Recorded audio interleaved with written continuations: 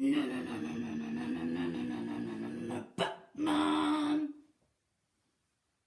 Hello, reception class.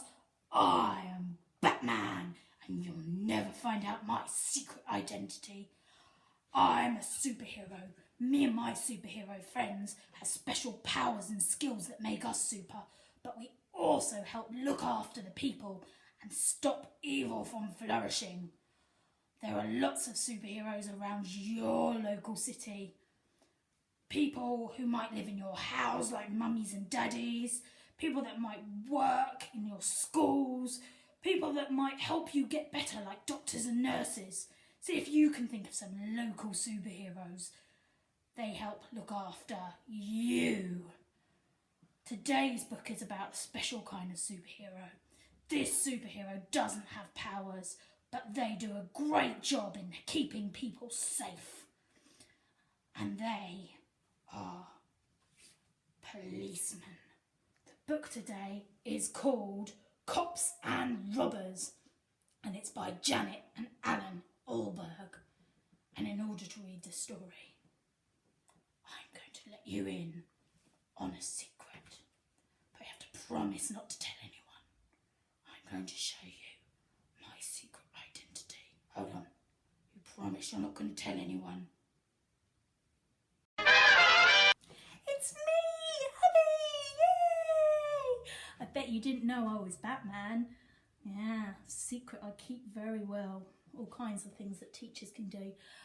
The book today, as Batman has already told you, is Cops and Robbers. And I love Janet and Allan Ahlberg. They've done lots and lots of lovely books, which I read when I was growing up. Have a look. Who do you think are the cops, the policemen? Who do you think are the robbers? What features in the way that they've been drawn tell you who are the good guys and who are the bad guys?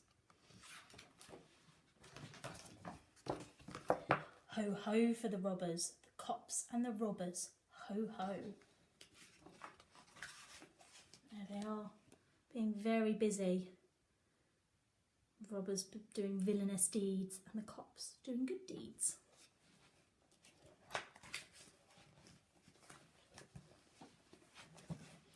Here are the cops of London town, hard-working, brave and true.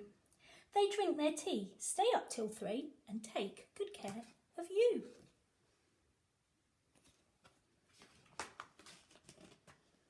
Here are the robbers of London town with crowbars and skeleton keys. They prowl and creep while you're asleep and take whatever they please. Ho ho for the robbers, the cops and the robbers, ho ho. The worst of the robbers, as most of us know, is dreadful Grabberdan. His voice is gruff and he's pinched enough stuff to fill a furniture van. His mates in the gang are Snatcher Jack and Babyface Billy the Bag, Peg-Leg Horace, Fingers Morris and the villainous Grandma Swag. Ho ho for the robbers, the cops and the robbers, ho ho. This dreadful snatching pilfering bunch would rob a baby of his lunch. This sneaking creeping fingering lot would burgle a burglar like as not. This peg-leg babe-faced villainous crew would pick the pocket of a kangaroo. Now we hear there's worse to come, for the robbers are planning, the scallywag scum, to make a haul on Christmas Eve of all the toys that they can thieve.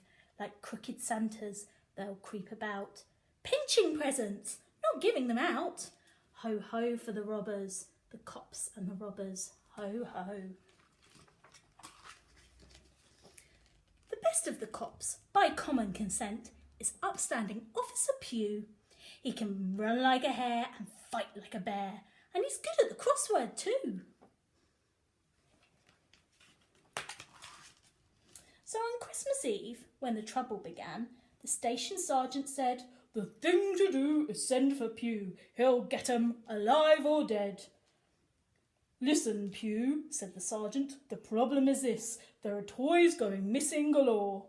From the size of the job, we suspect it's a mob. What they need's the strong arm of the law. Ho, ho for the robbers, the cops and the robbers. Ho, ho. Meanwhile, outside in the gloomy street, the strong arm of the robbers was working a treat, and the strong leg too, and the beady eye, keeping watch for passers-by. In at the windows, in at the doors, down the chimney, under the floors. Through silent rooms the officer crept, while in their beds the children slept. Dreaming of Santa Claus and snow, and what they'd get from Uncle Joe. They never knew that Uncle Morris was robbing them, and Uncle Horace. Ho, ho for the robbers, the cops and the robbers. Ho, ho. The lookout man was Snatcher Jack. He stood in a doorway yawning. But when Officer Pugh came into view, Jack saw him and whistled a warning.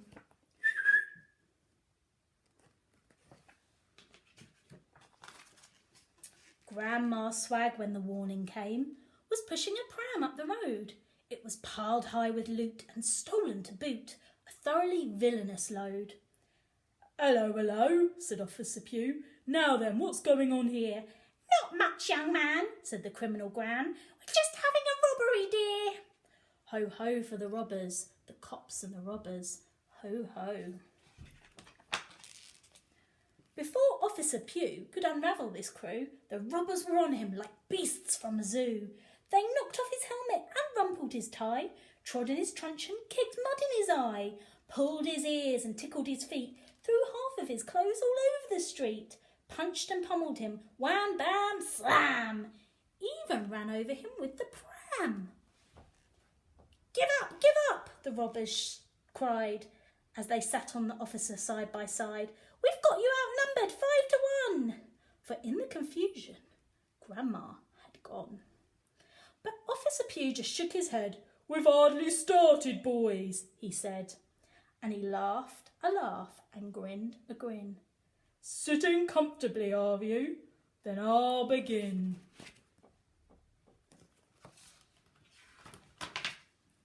With a sudden leap, he bounded free and handcuffed Horace to a tree, tied Morris up in an empty sack and beat the daylights out of Jack. "Help!" shouted Billy. "This can't be fair. That Pugh's not human. He fights like a bear. My mother was right. Crime doesn't pay." And with these words, he fainted away. Grabber Dan was the last to cop it. Grandma, of course, having chosen to hop it. Dan tried to hide. The officer sought him. Dan tried to run. The officer caught him. Dan went to lift Pugh over his head. The officer lifted Dan instead and whirled him round and swung him, whoosh, across the road and into a bush. Down he tumbled, skidded, rolled, hit a concrete gnome and was knocked out cold. Pugh dusted his hands and sat on the wall. A little snow had begun to fall. He looked at the gnome and patted his head. "You could get a medal for this," he said. Ho, ho for the robbers, the cops and the robbers. Ho, ho. Here are the cops of London town. In the station at 2:30, they drink their beer and raise a cheer for the upstanding Officer Pugh. Here are the robbers of London town, at the bottom, in cells all gloomy and grim. "Let us out! Let us out! Not guilty!" they shout, and "It wasn't me, it was him!" Ho, ho for the robbers, the cops and the robbers. Ho, ho. There's one of the robbers missing. And the toys, they were taken back by Santa Claus copper with a Santa Claus sack. While the rest of the force searched day and night for an elderly lady of medium height with a fondness for earrings and red fox furs and a habit of taking what wasn't hers. She usually carried a sizable bag. Her name, of course, was Grandma Swag. There's her wanted poster. I can't spot her. She disappeared forever. Police won't be able to find her. Never mind. There she is, look, she's got a black hat, red fox furs, stripy shirt and her black skirt. It says, wanted, have you seen this woman? I definitely haven't seen her.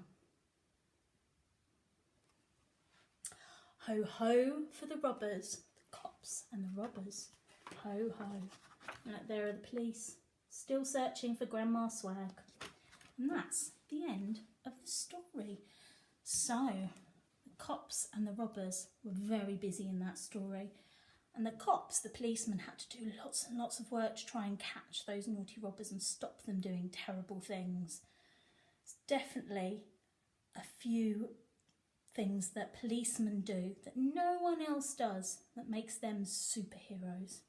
So I want you to have a think, if you can think of any superheroes that are just like policemen or a little bit different. And I will see you soon. Remember, I want you to keep that secret about me being Batman. Definitely don't tell mummies and daddies. Yeah, because it's a big secret, okay?